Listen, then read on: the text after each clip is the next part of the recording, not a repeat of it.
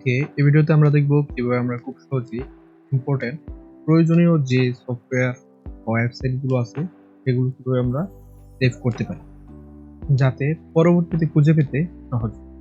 তো চলুন আমরা একটা ওয়েবসাইট কিভাবে বুকমার্ক করতে হয় বা সেভ করতে হয় পরবর্তীতে যাতে খুঁজে খুঁজে পেতে সহজ হয় এইটাই দেখব। চলুন প্রথমে আমরা এখানে ক্লিক করব থ্রি ডট আইকন থেকে এখানে আমরা চলে যাব বুকমার্ক।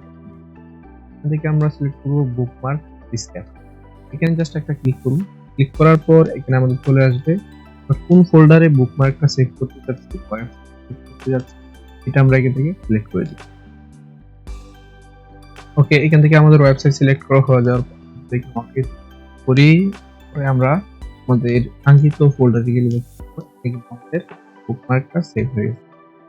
তো এভাবে খুব সহজে আপনারা আপনাদের প্রয়োজনীয় ওয়েবসাইট সেভ পরবর্তী। ধন্যবাদ, ভিডিওটিতে মতামত জানাবেন।